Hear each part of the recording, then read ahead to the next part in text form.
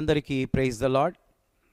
ప్రభునందు ప్రియమైన దేవుని బిడ్డలందరికీ ఆత్మీయ ఆహారాన్ని అందించడానికి దేవుడు నాకు ఈ ఉదయకాలమున నాకు ఈ అవకాశం ఇచ్చినందుకు ఆ దేవాతి దేవునికి వందనాలు చెల్లిస్తున్నాం.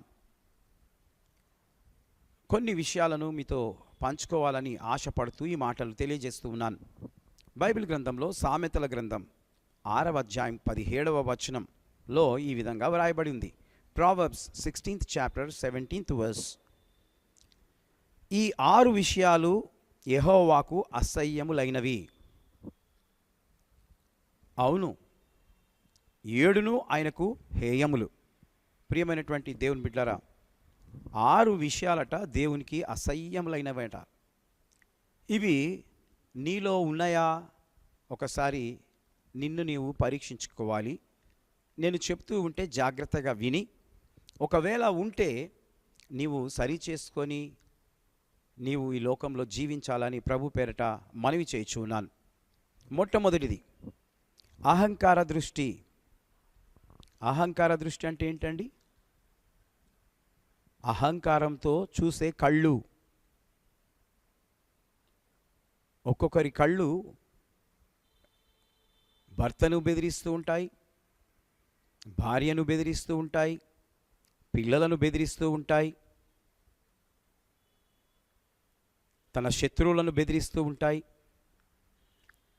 ఈ విధంగా పిల్లలు టీచర్ని కూడా కోపంతో అహంకారంతో టీచర్స్ బెదిరించినప్పుడు చూస్తూ ఉంటారు. కాబట్టి ఈ కళ్ళ విషయమై దేవుడు మీతో మాట్లాడుతూ ఉన్నాడు. మరి మీ కళ్ళు దేవుని వాక్యాన్ని చూస్తున్నాయా?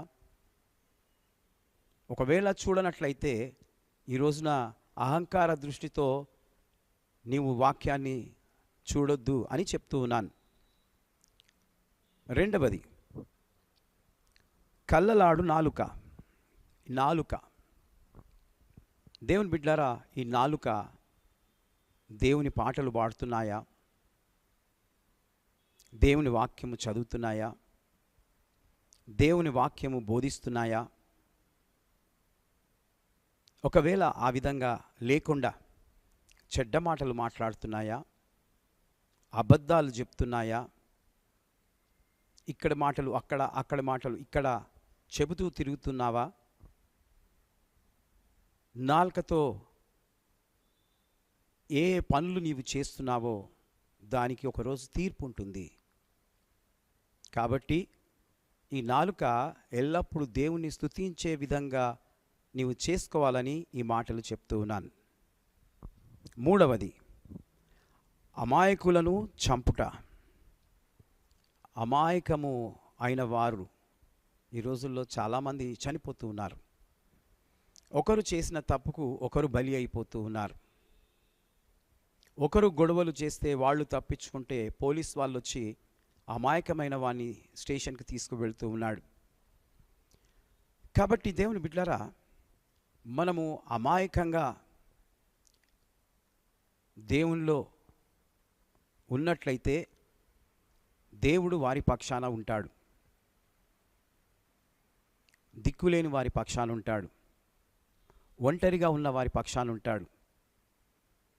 ఏమి తెలియని వారి పక్షాన ఉంటాడు. నాకంతా తెలుసు, నేను అన్నీ చేయగలను, నేను అంతటా పెద్ద పెద్దవారు నాకు తెలిసి ఉన్నారు, నేను తప్పించుకోగలను అని అన్ని తెలిసిన వాడనని నీవు అనుకుంటూ ఉంటే జాగ్రత్త. ఎప్పుడు ఏది సంభవిస్తుందో నీకు తెలియదు.